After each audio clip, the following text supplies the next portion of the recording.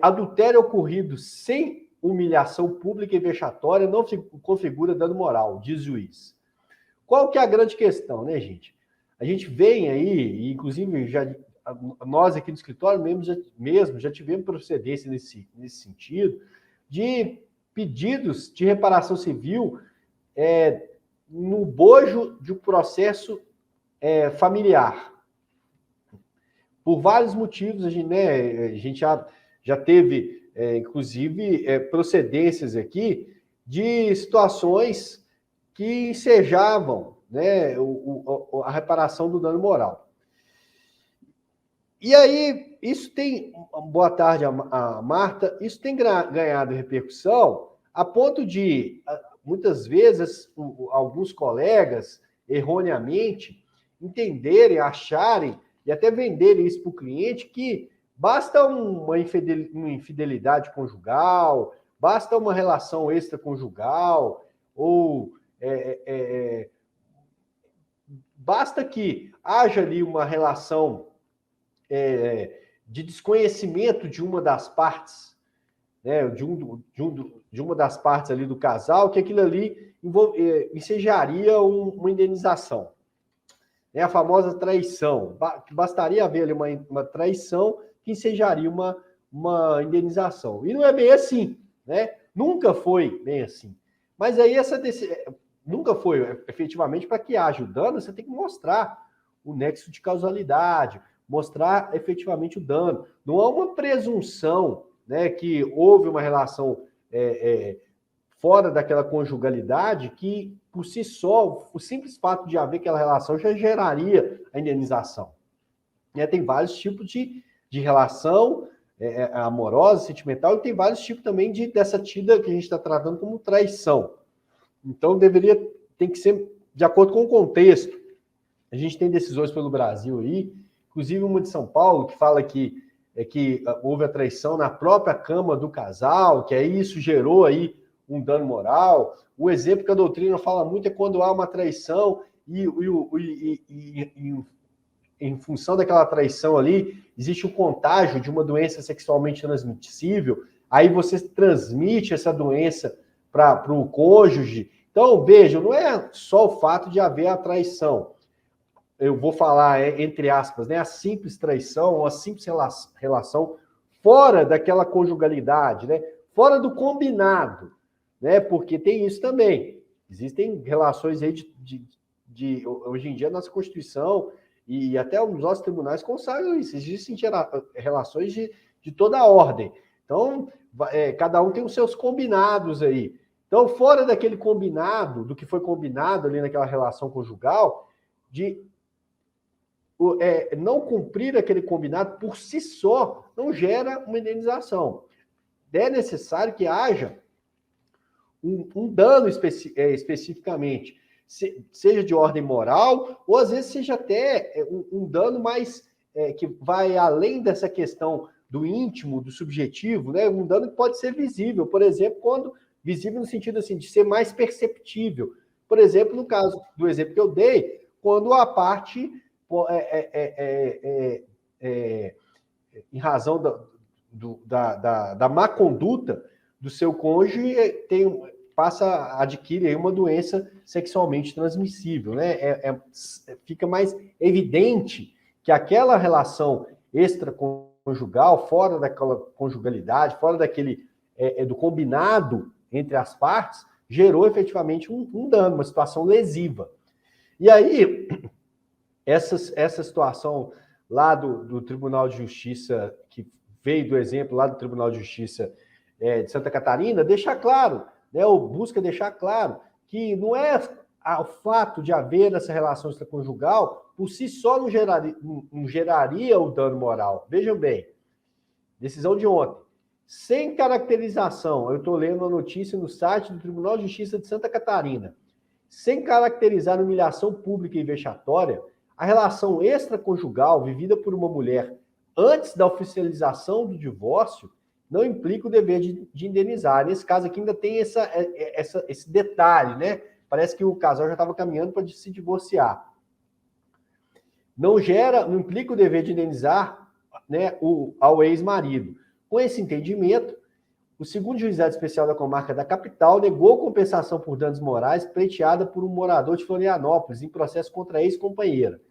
Na ação, o homem alegou que a parte ré abandonou o convívio do lar e manteve relação extraconjugal pública, fato que lhe causou humilhação perante seu círculo social. Assim, requereu a condenação da réu ao pagamento de R$39 mil a título de danos morais. A mulher, por sua vez, alegou ter requerido divórcio litigioso em 2018 e que antes disso o casal já estava separado de fato. Informou ainda que todas as tentativas de resolução amigável restaram infrutíferas e que não há o que falar em abandono no lar. E aí eu vou até fazer um parênteses. Pessoal, hoje a gente não pode esquecer a figura da culpa, né, da necessidade da justificativa para que haja o divórcio, para que haja o fim da relação.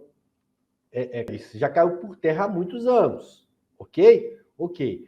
O que aconteceu é que hoje é possível o uso campeão do bem familiar quando um dos cônjuges para de coabitar, né, simplesmente sai do imóvel e larga para lá. Né? Mas isso tem uma série de regras. Tem que ser o imóvel que está sendo usado para residência da família, tem questão da metragem, tem uma série de regras. E que é efetivamente um uso campeão, uma forma de aquisição da propriedade em razão da inércia de um dos proprietários. O que não se confunde com esse abandono que antes era até causa de imputar falta grave a ponto de justificar o rompimento da conjugalidade. Então, o fato de haver essa figura do uso campeão hoje não quer dizer que voltou essa coisa da culpa. Então, e não existe essa questão do abandono. Ah, doutor, se eu sair de casa, eu vou perder o meu direito? O máximo que a pessoa perde é o direito de, às vezes, habitar naquele imóvel. Às vezes é difícil, em determinada situação, quando não há uma justificativa, quando um dos cônjuges sai do imóvel, você conseguir uma justificativa para que ele volte para o imóvel que o outro cônjuge saia. A menos que seja, por exemplo, um caso de violência. Olha, eu estou sofrendo violência, que seja psicológica lá do meu ex-marido, eu vou ter que sair de casa, eu vou ter que ir para uma pensão, por exemplo, ou morar com a minha amiga, de favor, para ver se depois eu consigo voltar para casa e que ele, meu ex-marido, saia. Pode ter esses casos? Pode. Mas acaba que a Lei Maria da Penha também ela tem um fator aí que, na prática, acabou também com essa questão do pedido de separação de corpos, ou pedido para que um dos cônjuges saia de casa. A gente vê, às vezes, até infelizmente, que a pessoa que está sofrendo violência, ela aciona ou que entende que está sofrendo violência, e o que é o pior, às vezes a pessoa nem está sofrendo violência, ela aciona a autoridade policial, e aí cabe àquele que foi acusado, lá no caso, muitas das vezes o homem, né, no caso da Maria da Penha, provar que não está havendo a violência, enquanto isso, a medida protetiva pode ser deferida e ele sai de casa. Então, essa figura do abandono, ela não só já não tem mais um respaldo jurídico, uma justificativa, como também ela não tem nenhum desdobramento prático, já que hoje em dia existem medidas, existem situações jurídicas que respondem ao direito das partes sem ter que alegar essa coisa do abandono, dessa saída indevida do lar, né? Inclusive até suprindo, muito embora exista essa figura ainda, o pedido, muito embora exista formalmente a possibilidade de você fazer o pedido de separação de corpos, mas suprindo isso do ponto de vista prático do nosso ordenamento jurídico. Então, no caso aqui, lá de Santa Catarina, voltando a esse grande parênteses que eu fiz, mas eu acho que é importante fazer esses esclarecimentos, que vira e mexe a gente vê perguntas nesse sentido. O autor da ação alegou que houve esse abandono e alegou que houve essa humilhação pública. Continuando, conforme manifestou no processo, o próprio ex-companheiro auxiliou na aquisição de um apartamento para residir com os filhos do casal. Ao julgar o caso, o juiz Marcelo Carlim apontou como incontroversas a relação matrimonial entre os envolvidos e a relação extraconjugal, vivida pela mulher antes do divórcio. Os pontos controvertidos no processo, anotou o Carlinho, olha aí, o juiz anotou, no caso aqui em questão, gira em torno da ocorrência ou não do vexame público, né? Então, fazendo um paralelo dessa notícia com a nossa audiência, com a nossa aula de hoje, né? A prova seria vexame público, você ia ter que provar isso aí por testemunha. Ou não de vexame público do autor, capaz de, ocorrência ou não, né? De vexame público, capaz de lesionar seus direitos de personalidade, em razão da publicidade do relacionamento mantido pelo então ex-companheiro. O conjunto probatório, apontou o juiz, não é suficiente para revelar a presença dos requisitos necessários ao acolhimento. Mesmo que seja incontroversa a relação vivenciada, é isso que eu estou lendo já entre aspas, está na decisão pela demandada, ainda na constância do casamento, não há evidências fáticas que pudesse caracterizar a prática de ato ilícito, que não se confunde com ato moralmente reprovável. No caso do juiz aqui, ele está entendendo assim, que por mais que seja um ilícito civil, só por si só, a ocorrência de um ilícito civil não geraria o dano moral. É uma discussão mais teórica lá do ponto de vista da teoria lá da responsabilidade civil. Mas pontuou dessa forma. E ainda fala, não houve efetivo dano, sequer risco de lesão a qualquer do direito da personalidade do autor. E aí arremata o juiz. Situações como esta são frequentemente comentadas entre grupos de familiares e amigos próximos, mas não há comprovação de uma repercussão maior, com pessoas desconhecidas comentando sobre o ocorrido, a humilhar de maneira vexatória e pública o autor. Então, vejam, para reforçar aquilo que a gente falou, não basta a relação extraconjugal, essa relação extraconjugal deve ensejar efetivamente um dano, seja ele, né, o dano moral, que muitas vezes é, né, da subjetividade, que surge ali na subjetividade, no íntimo, ou às vezes até mesmo uma ação objetiva, onde fica claro a repercussão dentro da lesão à intimidade. Como assim, professor? Qual ação, por exemplo, que eu dei? Por exemplo, essa questão dessa doença sexualmente transmissível, que aí gerou um dano, não só do ponto de vista físico, mas também, né, lá do ponto de vista físico, biológico, né, tem lá a doença, agora o sujeito agora ficou doente, mas aí vem com essa carga também da lesão subjetiva, né, dada toda a circunstância que, nesse exemplo meu, o sujeito adquiriu essa doença sexualmente transmissível.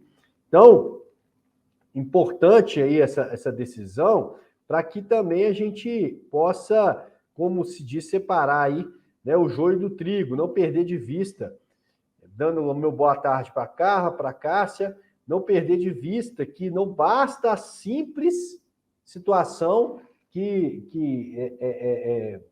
da relação extraconjugal, né? Não basta a simples relação extraconjugal. Quando eu falo simples, né, gente, por favor, né? Não estou negligenciando aqui a dor das pessoas, não estou, não é isso. Quando eu falo, não basta por si só ocorrer efetivamente a relação extraconjugal que já enseja o dano moral, não é assim, né? A responsabilidade não é objetiva nesse caso. Ela demanda efetivamente a prova, demanda efetivamente mostrar que houve uma repercussão que gerou um dano íntimo, que gerou um dano ali, uma dor, né, que às vezes é imensurável até aos olhos do outro, mas é aquela dor íntima, que só o próprio indivíduo sabe que ele está sentindo, né? Não é só pelo fato de ter havido essa relação extraconjugal que ensejaria esse dano, ok?